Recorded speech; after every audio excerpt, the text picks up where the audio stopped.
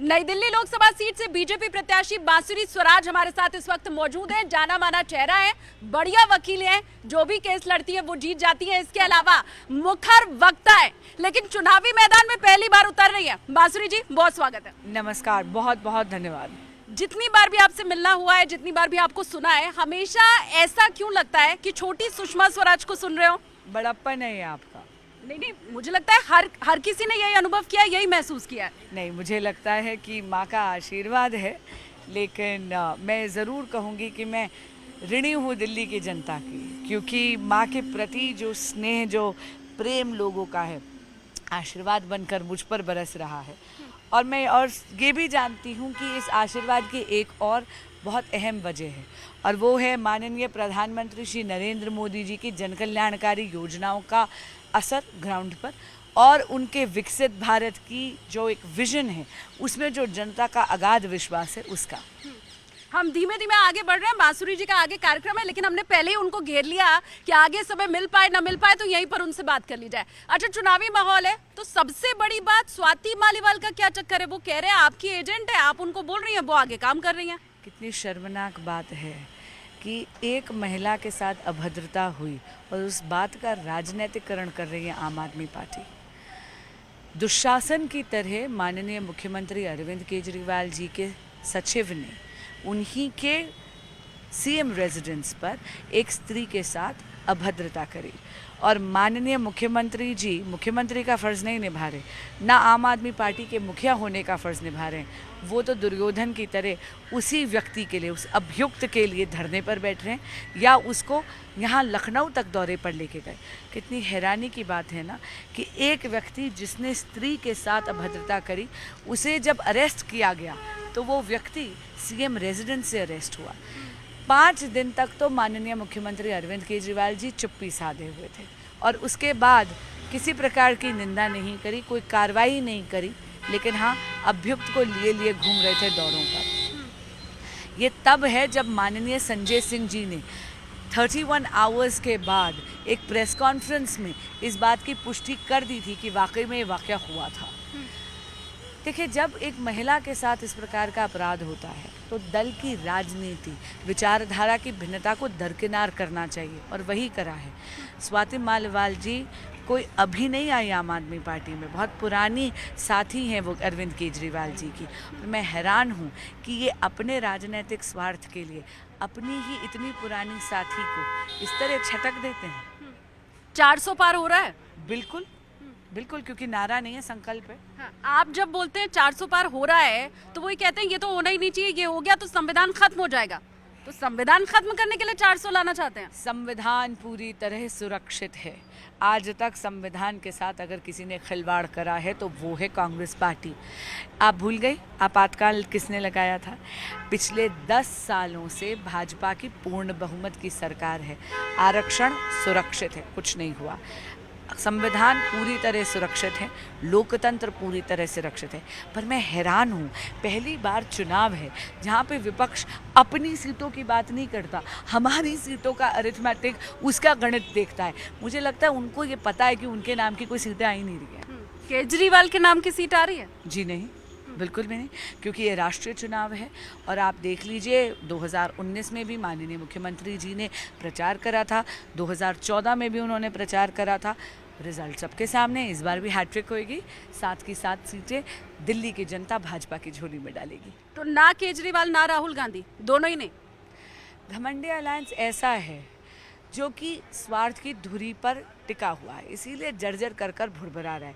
कितनी विडंबना है ना कि पंजाब में तो कांग्रेस और आम आदमी पार्टी एक दूसरे को गालियां दे रहे हैं, एक दूसरे की निंदा कर रहे हैं, और दिल्ली में जब एक महिला के साथ अभद्रता होती है तो गठबंधन का धर्म की आड़ में राजहित और राष्ट्रधर्म दोनों की बलि चढ़ा के ना कांग्रेस बोलती है, ना आम आदमी पार्टी बोलती है।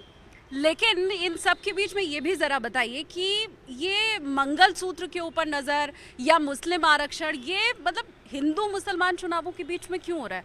इसकी जरूरत क्यों पड़ी? ज़रूरत नहीं पड़ी, ये विपक्ष ने शुरू करा। आप शायद भूल रही हैं, माननीय पूर्व प्रधानमंत्री श्री मनमोहन सिंह जी का 2018 का बयान है, जहाँ पर उन्होंने कहा था कि देश के एक पर्टिकुलर समुदाय का सबसे पहले प्रायोरिटी पे राइट है देश के संसाधनों पे, देश के एसेट्स पे।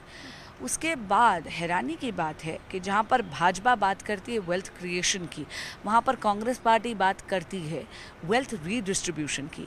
न्याय की आड़ में सबसे बड़ा अन्याय करने की मुहिम चलाई है राहुल गांधी जी ने।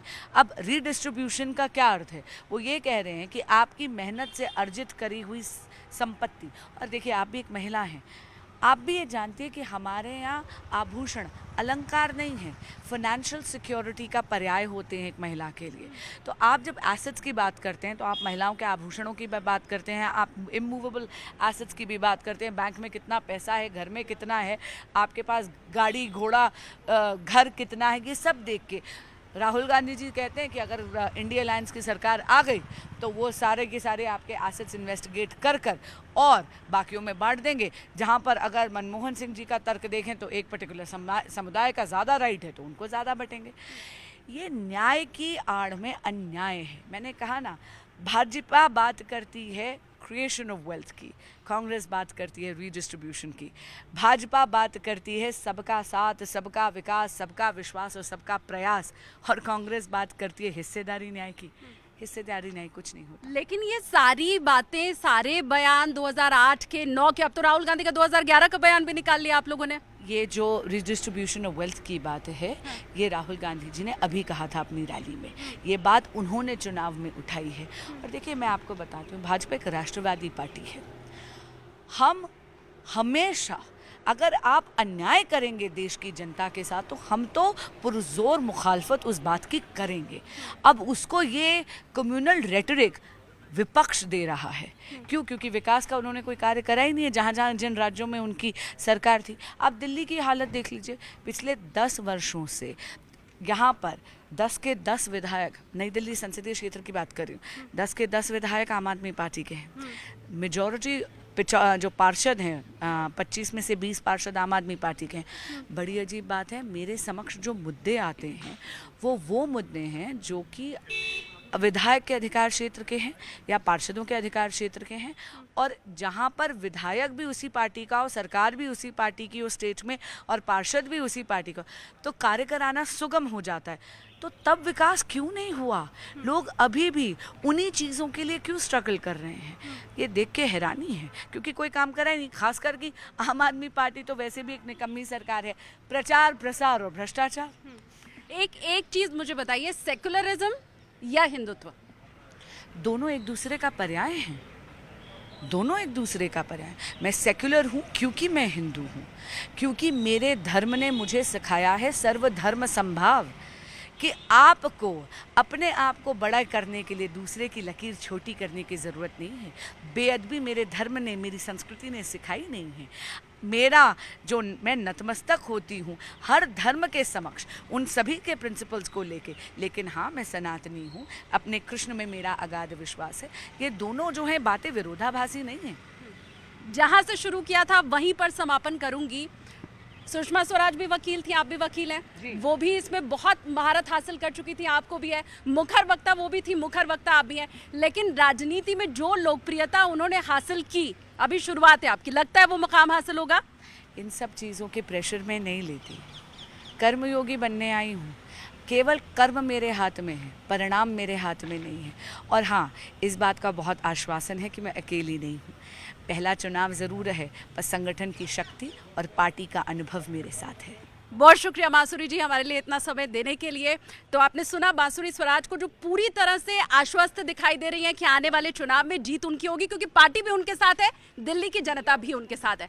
कैमरा पर्सन जय के साथ मैं शालिनी कपूर तिवारी, नई दिल्ली, न्यूज़ 18 इंडिया।